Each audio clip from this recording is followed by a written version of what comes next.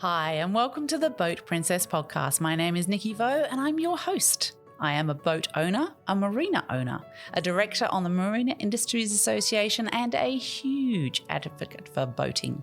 In this series, I'm sharing the stories from every nook of the boating industry with the intention of encouraging more women to join me and for more women to get behind the helm too. I want to share the experience and opportunities of boating, of the boating industry, and I want you to join me as I bring the conversations and answer all the questions you've had. Boating is not just for the glamorous and rich and famous. It's full of beautiful and interesting people making the most of our natural environment and getting out there, enjoying the waterways. So let's set off the lines, take over the helm, and escape to the world of boating. So Sarah, welcome to the Boat Princess podcast. It's lovely to have you here. It's a great honor. I'm thrilled to be sitting here with you today in person. It's a mutual feeling. Yes, yes. Great honor both back, because you are a woman that has truly smashed that glass ceiling and landed with aplomb in two roles that are very strong roles in this industry. So it's a real honor to interview you today. We are sitting in the Royal Thames Yacht Club today, everybody, so there's going to be a little bit of cutlery clatter and a little bit of wonderful background noise to this club. This is actually the oldest continuously operating yacht club in the world, the Royal Thames Yacht Club, and it's the oldest Royal Yacht Club too. It was founded in 1775. I think some of my Australian listeners are going to have a hard time getting their heads around that one. But I heard somebody, talking of heads, somebody just a little while ago walking through the club and saying, I'm just going to use the heads. Yes. Which is right? quite cool. Yes.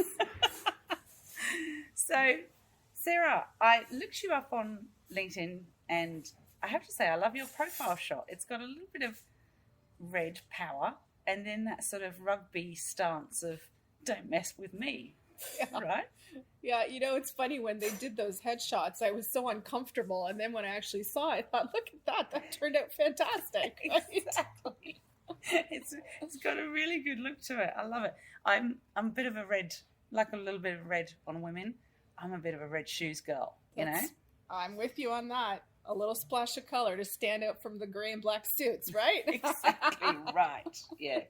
Yeah, it's good. It's good to do. Good to do. So tell me, your childhood, did you have some strong women in your life that really sort of made you the woman that you are, do you think? I would say I had a strong woman and a strong dad.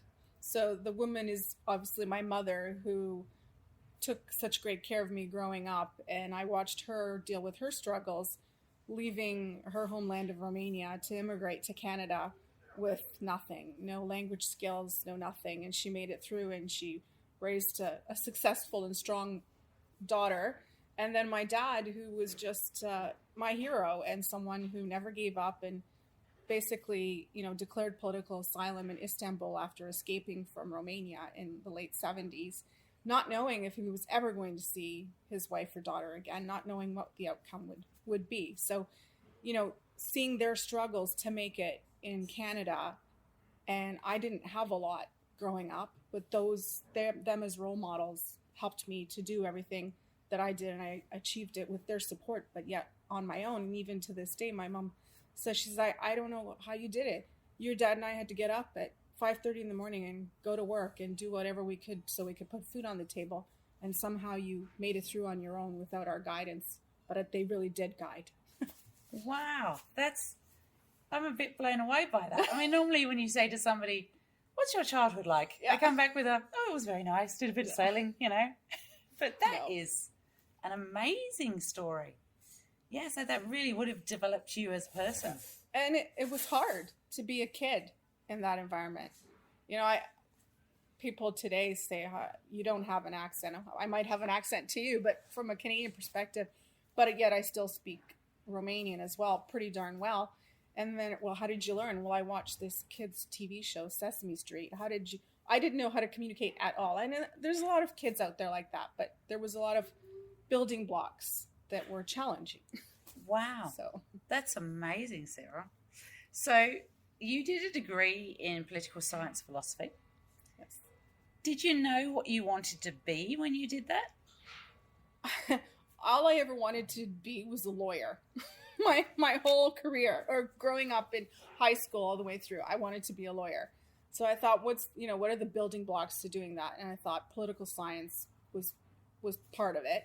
And I did enjoy it. I did enjoy politics. But as I sit here today with you at the yacht club in London, England, I never thought I'd be doing what I'm doing today. And it's fun and it's great, but it was not what I thought.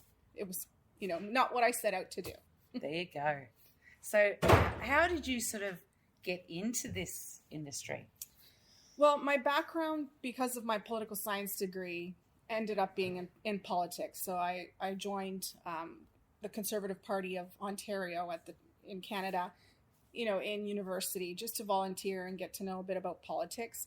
From that grew a little bit of a passion towards that realm, and I ended up getting a job working for cabinet ministers with the government of Ontario and the Premier of Ontario, where I was living.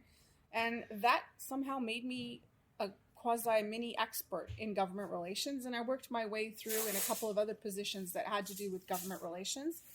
And then this came to me. So it wasn't about marine directly at the time. Here I am almost 15 years later. There's a passion for marine, but it was more on the advocacy knowledge that I had. And I tell this story all the time because I was interviewed through the executive search firm, and my husband said, well, it's a position in the marine industry.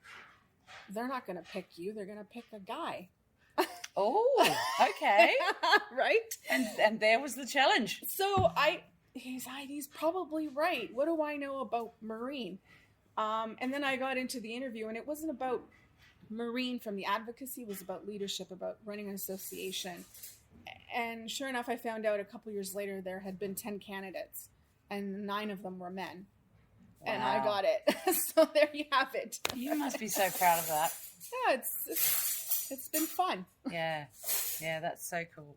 And you've become the first president of ICOMIA that is female. Yeah, in their 55-year history. 55 years. So how does that make you feel? Well, I think I owe a lot to a lot of the male mentors that I had along the way. So I'm honored and thrilled to be able to stand up for women around the world in the marine industry. But I also, I try not to harp too much on the female thing, and just do the best that I can and be the best that I can be, and show them that they need to consider more women in the future.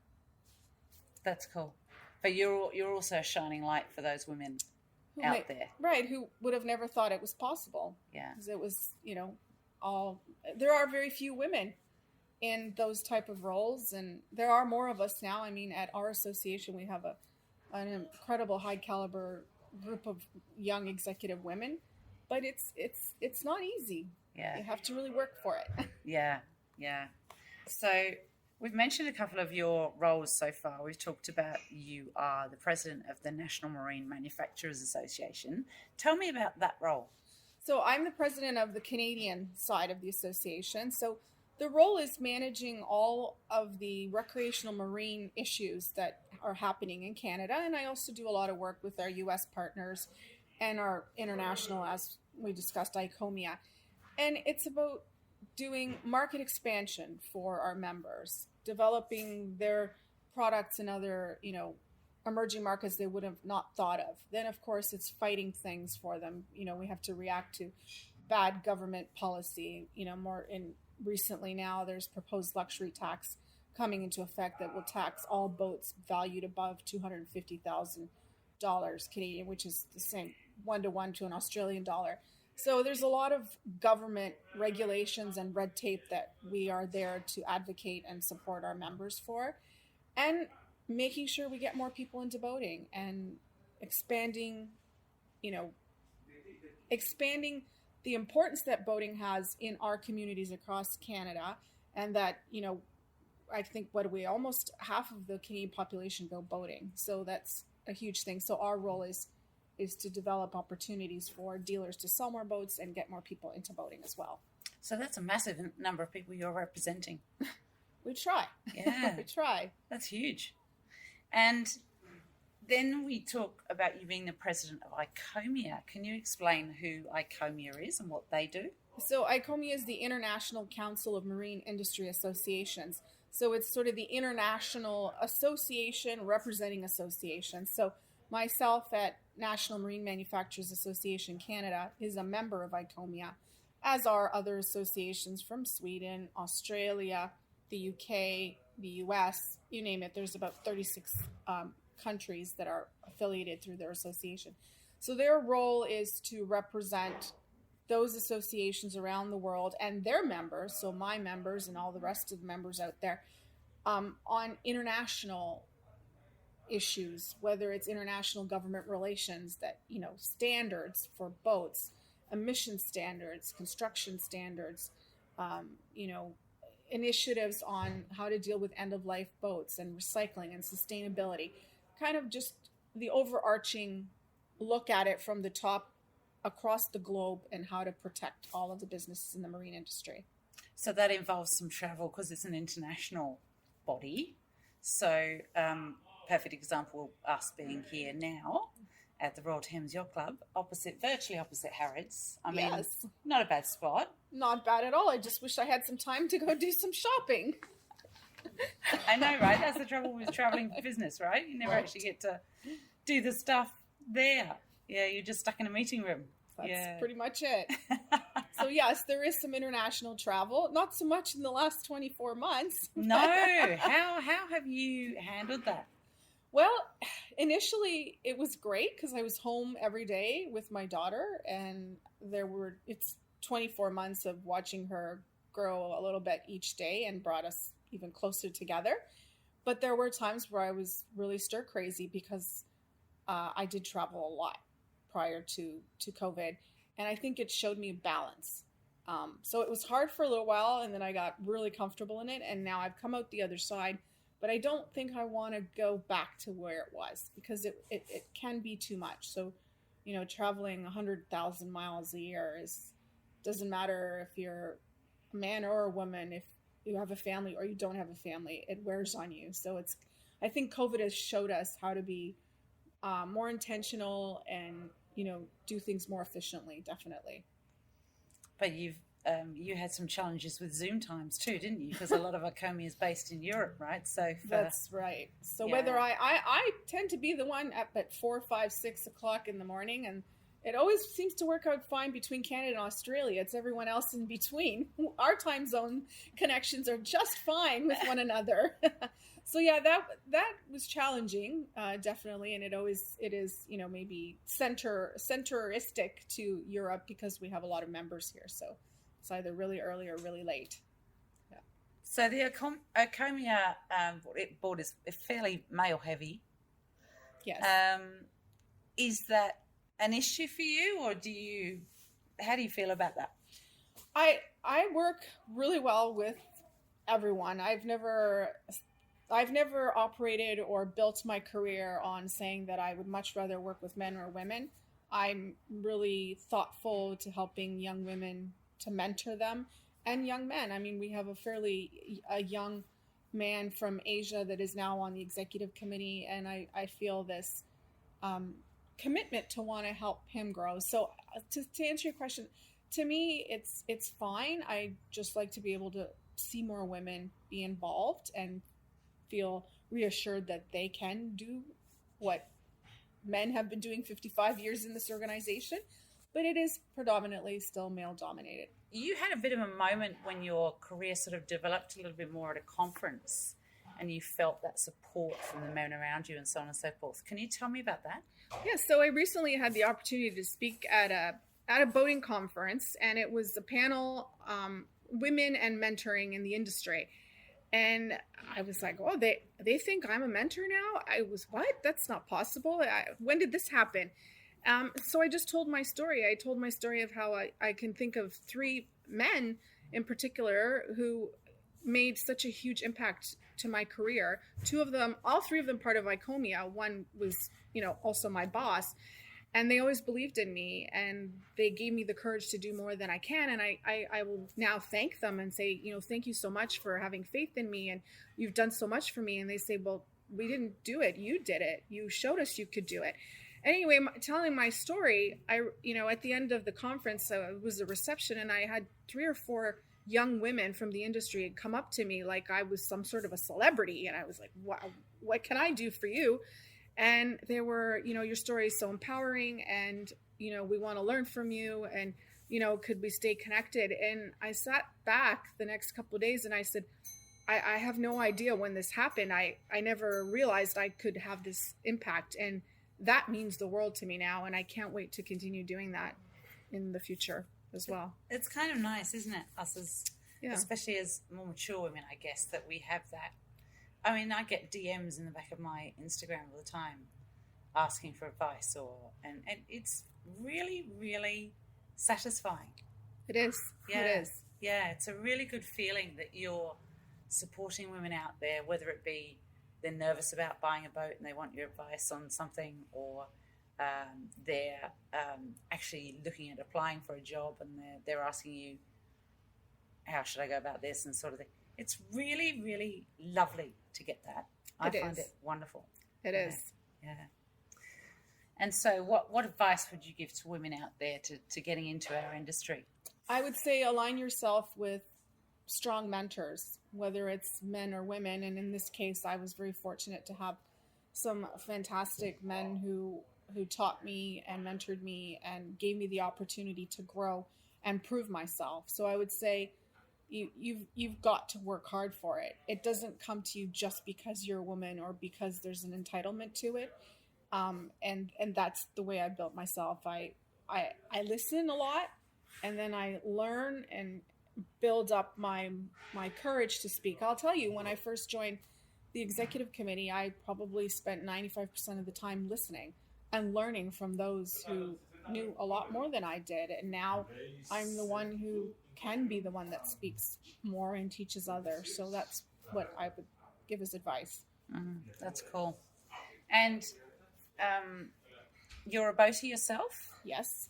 What sort of boating do you do? Well, I was introduced to boating in my 20s by my boyfriend, now my husband of 22 years. So we have a 25-foot bow rider, and we do mostly, it's cottage country in Canada, which is lots of beautiful lakes with beautiful Canadian shield rock and gorgeous pine trees. So that's kind of day boating. Beautiful. Day boating mostly. We love to fish.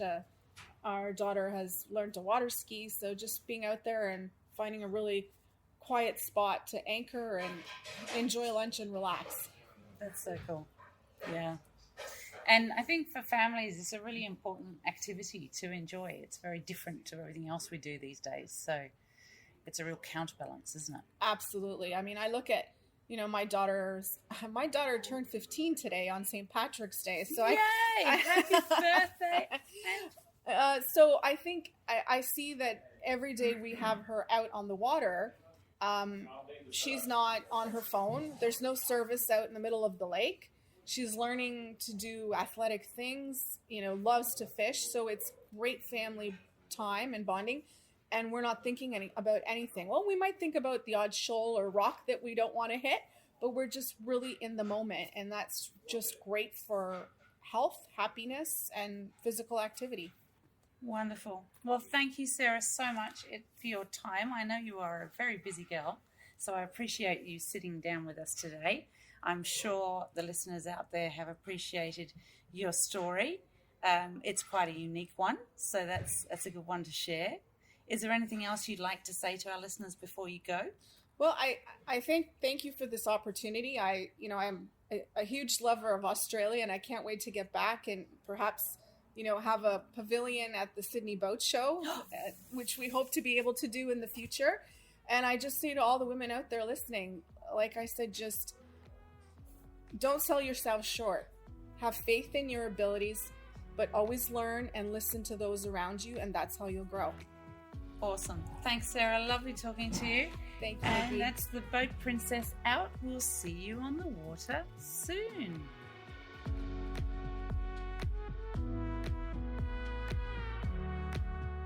Well, that was lovely to catch up with my friend Sarah from Canada. It is a true privilege to be able to travel again for business and meet and see our wonderful friends from Icomia. That is a wonderful thing about Icomia. People come from all over the world for those meetings and congresses, and it's lovely to see them again and spend some time in fabulous London. We even had the cavalry doing their rehearsals for the Queen's 75th behind the hotel one morning. So it was a true London pomp and ceremony experience that Britain does so well. And we really enjoyed being there for that time. We have some events coming up for you this year. I thought I'd give you a little bit update on those because my interview with Sarah was a little bit shorter than we normally do. So on Saturday, 7th of May, we will be going out on a beautiful 90-foot long reef yacht, thanks to Boating Syndication Australia and my partners Club Nautical in that event. We shall be cruising Sydney Harbour for 4 hours from 1 till 5 and eating and drinking, and we'll also have a wine tasting with the beautiful Savannah Peterson herself of the Peterson dynasty. She has her own winery, Savannah Wines, Savannah Estate, and she'll be doing a wine tasting on board, so you'll get to meet her too. I know there are some incredible women booked in for that event already who I am so looking forward to seeing, and indeed some meeting for the first time. Real like-minded, successful, fantastic women that I'm looking forward to spending the afternoon with. And it's very exciting to bring all those women together to meet each other because as you know, I'm a real connector. I love putting people together that I know can help each other or can, bring each other's businesses further together and those sorts of things, collabs, joint events together, all those sorts of things. They're really important for women to get the support and the buzz and the motivation we sometimes need. And an event like that can really bring that to the table, or indeed to the boat in this case. So we shall be cruising for 4 hours from 1 till 5. It'll be amazing on Sydney Harbour. The boat is just gorgeous, so can't wait to see her. And if you want tickets for that event, there are just a few left. Then go to theboatprincess.com and you can order them online there. And that is an event you can enjoy on a big boat, especially if you haven't been on a big boat before.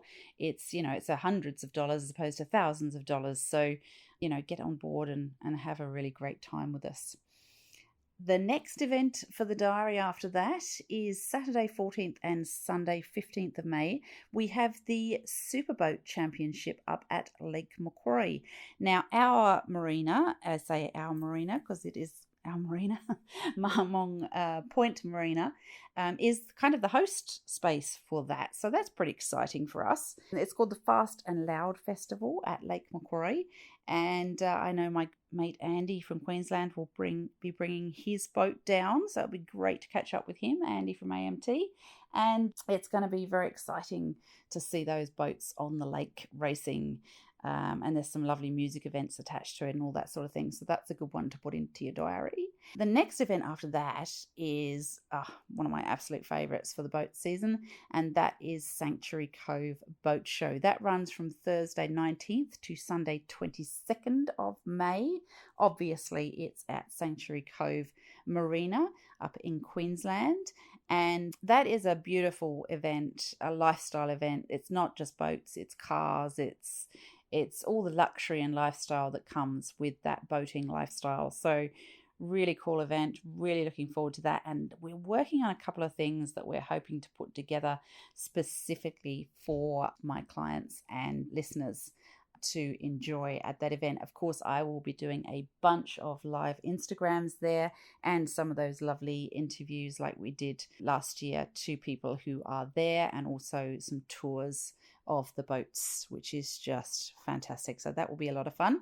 And then straight after that, I shall be speaking at the Marinas 22 conference, which runs from Monday 23rd to Tuesday 24th of May, with a technical tour on Wednesday 25th as well. So if you're in the boating or marine industry and you want to get some knowledge and a bit more information about the boating industry, even if you're perhaps thinking of coming into it, Marinas 22 conference is a great space to enjoy that. We've got some great exhibitors there and some really informative sessions for everyone to enjoy. So highly recommend booking into that if you can. So that's a big May, isn't it? There's a lot going on. Oh my goodness. Okay, get the vitamins out now. So guys, it has been lovely to have your ears with me again today, and I shall see you on the water soon.